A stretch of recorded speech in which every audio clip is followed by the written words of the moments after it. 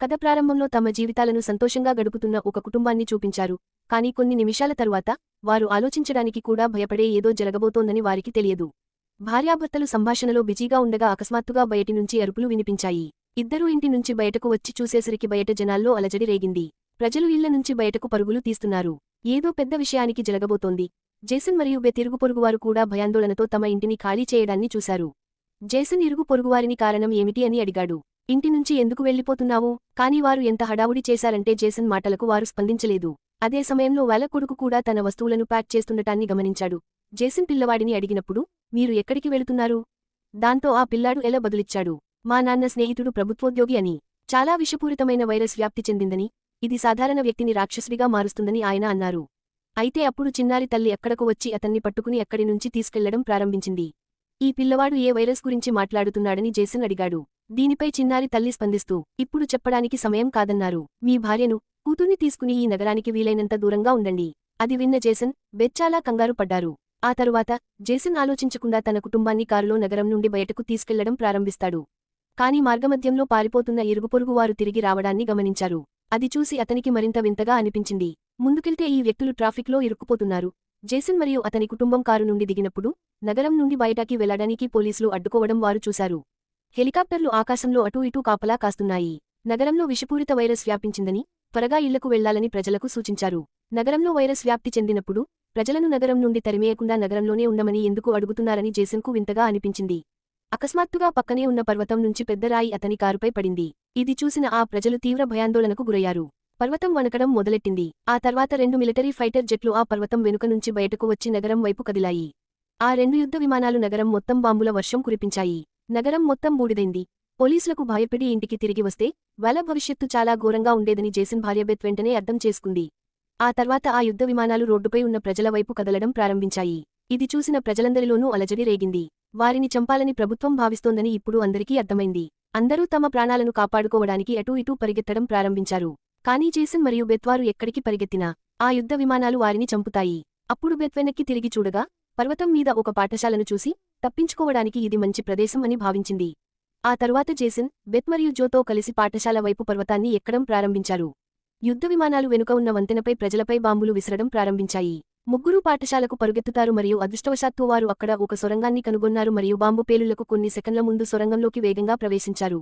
Bunker door close చేయగానే పైన పెద్ద శబ్దం వినిపించింది. కానీ అదృష్టవశాత్తు వీరంతా బంకర్ కింద పడి ప్రాణాలు కాపాడుకున్నారు. కానీ నగర ప్రజలందరినీ ప్రభుత్వం చంపాల్సిన వైరస్ ఏమిటనేది వారికి ఆశ్చర్యం కలిగించింది. వాళ్లకు ఏమీ అర్థం కాలేదు. తాము బ్రతకాలంటే బంకర్లో నిశ్శబ్దంగా బతకాలని అప్పుడే తెలుసుకున్నారు. అయితే వీళ్లు ఇక్కడ ఎంతకాలం ఉంటారు? కడుపు నింపుకోవడానికి ఏం తినాలి, త్రాగాలి అనేదే వారి సమస్య. మంచి విషయానికి ఏమిటంటే ఎక్కడ ఆహారం చాలా ఉంది. ఇది ముగ్గురికి ఎక్కువ కాలం ఉంటుంది. దీంతో జేసన్ భార్య బెత్ తీవ్ర మనస్తాపానికి గురైంది. ఆమె తన కుమార్తె జో గురించి ఆలోచించడం ప్రారంభిస్తుంది. ఆమె అనారోగ్యానికి గురైతే ఆమె ఏమి చేస్తుంది? మరియు తలుపును మూసివేస్తున్నప్పుడు బెత్కి కూడా చేతికి తగిలింది. ఇది చాలా లోతైన గాయాన్ని కలిగి ఉంది. ఈ విషపూరిత వైరస్ తమ శరీరంపై కూడా దాడి చేయగలదని వారిద్దరూ ఆందోళన చెందారు. కాని ఇప్పుడు దాని గురించి ఆలోచించే సమయం కాదు. పైన ఉన్న బంకర్ తలుపును ఎవరూ తెరవకుండా ఈ బంకర్ను సురక్షితంగా ఉంచాల్సి వచ్చింది. జేసన్ ఇనుప గొలుసుతో బంకర్ తలుపును గట్టిగా మూసివేసి ఇప్పుడు ఇక్కడే దాక్కుని తన జీవితాన్ని గడపాలని నిర్ణయించుకున్నాడు. కానీ నేల కింద జీవించడం అంత సులభం కాదు. ప్రతిరోజూ ఖాళీ సమయాల్లో అవే ఆహారం, బురద నీళ్లు తాగి పేకాట ఆడేవాడు. బయటి ప్రపంచంతో ఆయనకున్న అనుబంధం పూర్తిగా తెగిపోయింది. చాలా రోజులు ఇక్కడే మకాం వేసిన తర్వాత ఈ బంకర్లో వారు బాగా విసిగిపోయారు. కాని ఏం చేస్తాడు? ఈ జీవితం జేసన్ కుటుంబానికి ప్రపంచం అంతం అన్న భావన కలిగించింది. జో తన తండ్రిని ఇలా అడిగింది, నాన్నా, మనం ఇక్కడ ఎంతకాలం ఉంటాము? దీనికి జేసన్ దగ్గర సమాధానం లేదు. తన కూతురితో ఆయన చెప్పిన మాట ఇది, వైరస్ చనిపోగానే బయటకు వెళ్తాం. కూతురి కళ్లపై వేళ్లు పెట్టి బయటి ప్రపంచాన్ని ఊహించుకునేలా చేస్తాడు. ఇలా రోజులు గడిచాయి. ఆ తర్వాత నెలలు గడిచాయి. వారు ఈ బంకర్లో 300 రోజులకు పైగా గడిపారని వారికి తెలియదు. జో తన తల్లి సృష్టించిన పెరిస్కోప్ ద్వారా బయటి ప్రపంచాన్ని చూస్తుంది. చుట్టుపక్కల విధ్వంస దృశ్యాలు మాత్రమే కనిపించాయి. ప్రపంచం మొత్తం కాలిపోయినట్లే ఉంది. అక్కడ ఒక్క మనిషి జాడ కూడా లేదు. ఇదంతా చూసిన ఆ చిన్నారికి బహుశా ఈ లోకంలో మేమే చివరివాళ్లం అనే ఫీలింగ్ మొదలైంది. అలా ఆలోచించవద్దని తల్లి ఓదార్చింది. బహుశా మీ స్నేహితులు మనలాగా ఎక్కడో దాక్కుని ఉండవచ్చు. ఇప్పుడు రాత్రి అయింది మరియు రాత్రి భోజనానికి సమయం అయింది. వారికి తక్కువ ఆహారం మిగిలింది. అందుకే ముగ్గురూ కొంచెం తిండి తింటున్నారు. కాని ఈ రోజు జో యొక్క బలవంతం మీద అతనికి పూర్తి డబ్బాల పెట్టె ఇవ్వబడింది. జో టిన్ డబ్బాను తెరిచి చూడగా లోపలి నుంచి టిన్ బాక్స్ ఖాళీగా ఉంది. ఈ కంపార్ట్మెంట్ వెనుక భాగంలో చిన్న రంధ్రం ఉంది. బహుశా అందులోని ఆహారాన్ని ఎవరో దొంగిలించి ఉండవచ్చు. మిగిలిన బాక్సులన్నింటినీ తనిఖీ చేయగా 12 బాక్సులు ఖాళీగా ఉన్నట్లు గుర్తించారు. అది చూసి 2 వారాల పాటు రేషన్ కావడంతో తీవ్ర మనస్తాపానికి గురయ్యాడు. బెత్ వెంటిలేషన్ లాటిస్ వైపు చూసి బహుశా ఒక ఎలుక వచ్చి ఆహారాన్ని తీసుకుంటుందని ఊహించింది. అది ఎలుక అయితే దాన్ని త్వరలోనే చంపాల్సి వస్తుందని బెత్ చెప్పారు. లేకపోతే అది మన ఆహారాన్ని నాశనం చేస్తుంది. కూతురి దుఃఖ ముఖాన్ని చూసిన జేసన్ చిన్న చిన్న విషయాలకు ఇబ్బంది పడొద్దని ఓదార్చాడు. ఒకవేళ ఆహారం అయిపోయినా మేడపైకి వెళ్లి కొన్ని వస్తువులు తెచ్చుకుంటాను. మరుసటి రోజు జో తన తల్లితో కలిసి బ్లాకుల్లో ఆడుకుంటున్నప్పుడు వెనుక నుండి సన్నని శబ్దం వచ్చింది. జో వెనక్కి తిరిగి చూసేసరికి టిన్లో ఉన్న ఆహారాన్ని దొంగిలించడానికి ఒక ఎలుక మళ్లీ ప్రవేశించింది. ఎలుక పారిపోకముందే జో వెంటనే తన తల్లిదండ్రులకు ఫోన్ చేసింది. ఈ రోజు వారు ఈ ఎలుకను ఎలాగైనా చంపాల్సి వచ్చింది. జేసన్ కోపంగా కత్తి తీసి ముక్కలు ముక్కలుగా నరికాడు. కాని ఆ చిన్న ఎలుక చాలా వేగంగా వచ్చింది. జేసన్ దెబ్బల నుంచి తప్పించుకుని లాంతరును కూడా టేబుల్ మీద పడేసింది. ఎలుక తన బొరియలోకి దిగబోతుండగా బెతకస్మాత్తుగా కిందకు దూకి ఎలుకను చంపింది. వారంతా ఎలుక మృతితో సంబరాలు చేసుకుంటుండగా అవతలి వైపు లాంతరు పడిపోవడంతో మంటలు పెరిగాయి.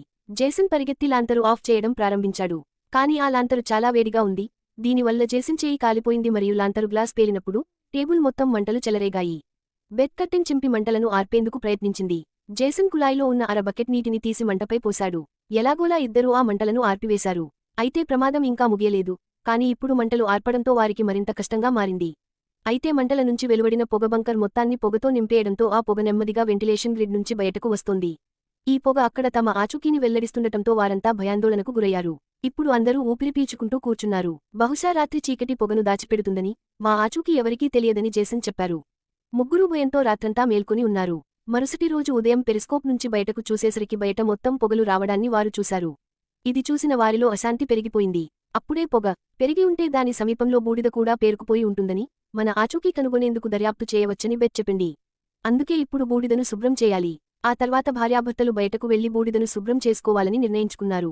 బయలుదేరే ముందు జేసన్ తన కుమార్తె జోతో మాట్లాడుతూ, బయటి నుండి మాకు ఏమి జరిగినా మీరు బయటకు రావలసిన అవసరం లేదని నాకు హామీ ఇవ్వాలని చెప్పారు. కూతురి నుంచి మాట తీసుకున్న తర్వాత తలుపు గొలుసు తెరిచాడు. బయట శబ్దాలు శ్రద్ధగా విని బయట ఎవరూ లేరని నిర్ధారించుకున్న తర్వాత ఇద్దరూ కలిసి బంకర్ తలుపు తెరిచి బయటకు వెళ్లారు. ఇప్పుడు కూతురును లోపల ఒంటరిగా వదిలేశారు. ఆమె తన తల్లిదండ్రుల కోసం ఎదురుచూస్తోంది. అయితే ఎంతసేపటికీ వేచి చూసినా తల్లిదండ్రులు తిరిగి రాకపోవడంతో ఆమె స్టూల్ ఎక్కి టెలిస్కోప్ వెలుపల పరిస్థితిని చూడటం ప్రారంభించింది.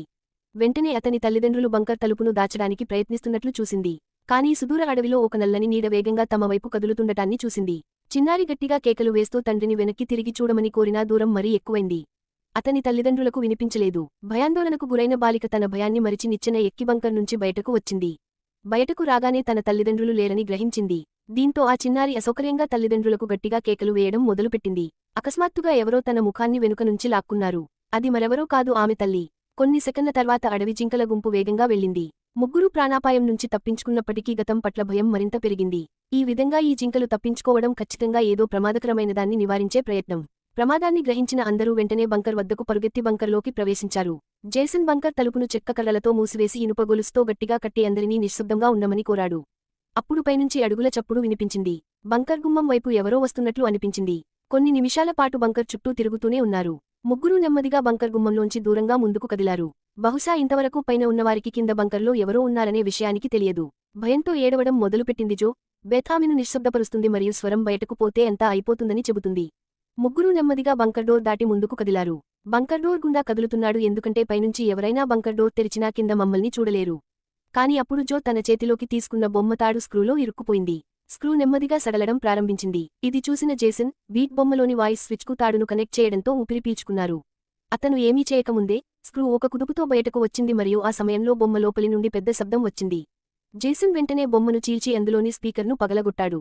కాని ఇప్పుడు చాలా ఆలస్యమైంది. పైన తమను అనుసరిస్తున్న విషయాల గురించి వారికి తెలుసు. అకస్మాత్తుగా పైనుంచి పెద్ద శబ్దం వినిపించింది. ఆ తర్వాత భారీ అడుగుల ప్రతిధ్వని నేరుగా బంకర్ తలుపు పైన ఆగిపోయింది. చివరకు వారి ఆచూకీ కనుగొని తెరిచేందుకు ప్రయత్నించింది. అతను బంకర్ మూతను గట్టిగా నెట్టివేస్తున్నాడు మరియు గొలుసులతో తాళం వేసినప్పటికీ ప్రమాదం స్పష్టంగా కనిపించింది మరియు క్రింద ఎవరో ఉన్నారని పైన ఉన్న రాక్షసుడికి తెలుసు. అయితే తలుపుకు బలమైన గొలుసులతో తాళం వేశారు. కాని ఆ భయంకరమైన శక్తి ముందు ఆ గొలుసులు ఒక్కొక్కటిగా విచ్ఛిన్నం కావడం ప్రారంభించాయి. ఇది చూసిన జేసన్కు తలుపు ఎక్కువసేపు ఉండదని తెలుసు.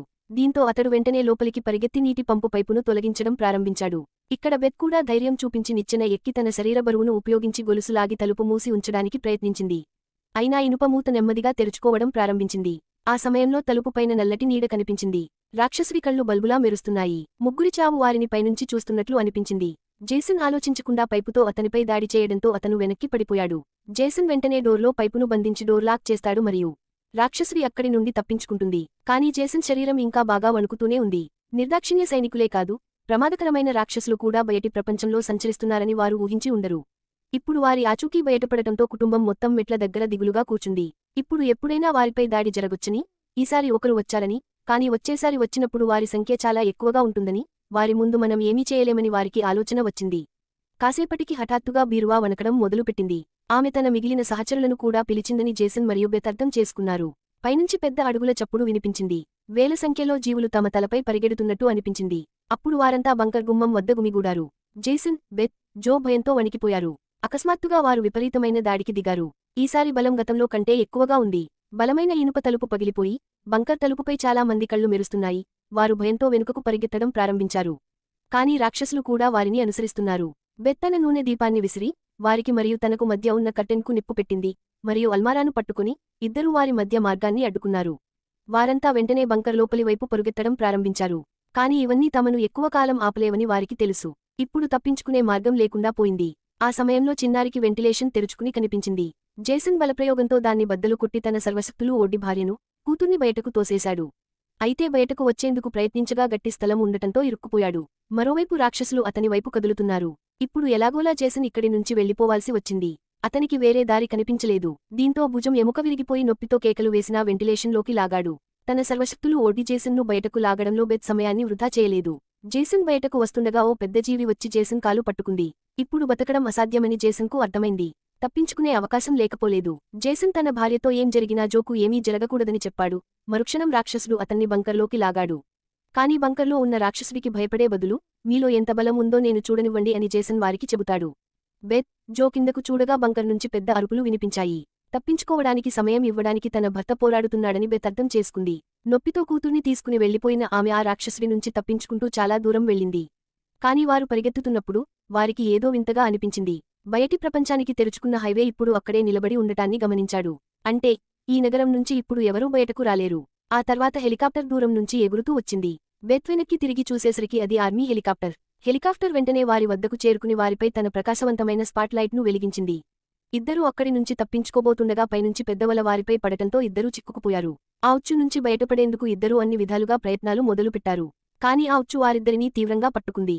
కొన్ని ఆకుపచ్చ కళ్ల నల్లని నీడలు తన దగ్గరకు వస్తున్నాయని బెత్ నెట్మెష్ ద్వారా చూసింది. అప్పుడే ఈ కథలోని అసలు సీక్రెట్ తెలిసింది. తుపాకులు పట్టుకునే ఈ పసుపు కళ్ల మనుషులు రాక్షసులుగా మనం భావించాం. వాస్తవానికి అది గ్రహాంతరవాసి లేదా వైరస్ సోకిన వ్యక్తులు కాదు. బదులుగా, సైనికులే గ్యాస్ మాస్క్లు మరియు నైట్ విజన్ అద్దాలు ధరించారు. పసుపురంగు మెరిసే అదే కళ్ళు మరో ప్రపంచాన్ని తలపించాయి. కానీ సైన్యం ఈ ప్రజల జీవితాలకు శత్రువులుగా ఎందుకు మిగిలిపోయిందనే ప్రశ్న ఉత్పన్నమవుతోంది. ఈ రహస్యమంతా రాబోయే చిన్న కథలో మీకు తెలుస్తుంది. ఇప్పుడు బెత్ మరియు జో ఇద్దరూ ఈ సైనికుల నియంత్రణలో ఉన్నారు. ఒక సైనికుడు పెద్ద ఇంజెక్షన్ తీసి ఇద్దరి మెడకు వేశాడు. వారి రక్తాన్ని పరీక్షించగా ఇద్దరికీ విషపూరిత వైరస్ సోకినట్లు తేలింది. అవి రెండూ భూగోళానికి ముప్పుగా పరిణమించాయి. అంటే, ఇప్పుడు వారు చంపబడతారు. వాస్తవానికి, వైరస్ మొదట వ్యాప్తి చెందినప్పుడు, ఈ చిన్న పట్టణంలో చాలా మంది దాని బారిన పడ్డారు. గాలి ద్వారా వ్యాపించే ఈ వైరస్ ఒకరి నుంచి మరొకరికి చాలా త్వరగా వ్యాప్తి చెందుతుంది. తాను అనారోగ్యంతో ఉన్నానని, ఈ వైరస్ను అరికట్టడానికి ప్రభుత్వం వద్ద విరుగుడు లేదని వైరస్ సోకిన వారికే తెలియదు. వైరస్ సోకిన వారిని చంపడం తప్ప ప్రభుత్వానికి మరో మార్గం లేదు. బెత్ ఏడుస్తూ, దయచేసి నా బిడ్డను విడిచిపెట్టండి అని చెబుతుంది. ఈ సైనికులు తన చిన్న కూతుర్ని కూడా విడిచిపెట్టరని చూసిన బెత్కు పూర్తిగా కోపం వచ్చింది. అతని ముఖంపై నల్లటి మచ్చలు కనిపించడం ప్రారంభించాయి. కాని ఆమె ఏదైనా చేయకముందే, ఓ సైనికుడి మెడ నుంచి రక్తం కారింది. అతను మరెవరో కాదు, చావు నుంచి తిరిగి వచ్చిన జసన్. వాస్తవానికి, జేసన్ బంకర్లో చనిపోలేదు. కాని అక్కడ అతను తనపై నియంత్రణ కోల్పోయి ఎక్కడ ఉన్న సైనికులందరినీ చంపాడు. ఆ సమయంలో ఆయనకు చాలా కోపం వచ్చింది. అతని ముఖం మీద నల్లటి మచ్చలు, కళ్ళు కోపంతో ఎర్రబడ్డాయి మరియు అతని శరీరబలం అనేక రెట్లు పెరిగింది మరియు అతను ఇప్పుడు అదే జేసన్ కాదు, కాని అతను వేరే రూపంలో కనిపిస్తున్నాడు. సైనికులపైకి దూసుకొచ్చి కుట్టడం మొదలుపెట్టాడు. కాని ఆయుధాల తూటాలను ఆపలేక నేలపై పడిపోయాడు. అతను సోల్జర్ బెత్ మరియు జో వైపు వెళ్లినప్పుడు, వారిద్దరూ వల విరిగి పారిపోయారు. సైనికులు అక్కడక్కడా వారికోసం వెతకడం ప్రారంభించారు. కాని బెత్ కూడా రాక్షస రూపం దాల్చిందని వారికి తెలియదు. ఆమె జోను కారులో దాచి, ఆ సైనికులతో స్వయంగా పోరాడటం ప్రారంభించింది. పలువురు సైనికులను హతమార్చిన ఆమె ఆ తర్వాత కారు పైకప్పుపై పడిపోయింది. చీకట్లో దాక్కున్న కూతురు ఇదంతా చూసింది. తల్లిదండ్రుల పరిస్థితిని చూసి ఆమె కూడా కోపంతో నిగ్రహం కోల్పోయింది. ఒక జంప్లో, ఆమె ఒక సైనికుడిని కిందకు దింపి, అతని ముసుగును పగులగొట్టి చంపబోతుండగా, బెత్ సకాలంలో ఆమె ఆపింది. తన కూతురు కూడా వేటగాడిగా మారడం ఆమెకు ఇష్టం లేదు. బెత్ ఆమెను శాంతింపజేసింది. క్రమక్రమంగా ఆ అమ్మాయి నరాల్లో పచ్చదనం మాయమై మళ్లీ మనిషిగా మారిపోయింది. కానీ సైనికుడి అదృష్టం అంత బాగాలేదు. అతని సేఫ్టీ మాస్క్ పగిలిపోయి క్రమంగా వైరస్ బారిన పడ్డాడు. మరోవైపు జేసన్ పరిస్థితి విషమంగా ఉంది. కూతురి ముఖం చూసి తన రెండు చేతివేళ్లను ఆమె కళ్లలోంచి బయటకు తీయగా జేసన్ శాశ్వతంగా కళ్ళు మూసుకున్నాడు. ఆ సమయంలో మరో హెలికాప్టర్ వచ్చింది. బెత్ తన కూతురితో పారిపోయింది. చెత్తకుప్పగుండా వెళ్లి సొరంగంలోకి ప్రవేశించాడు. అప్పుడు అతని కళ్లలో ఒక వెలుగు పడింది.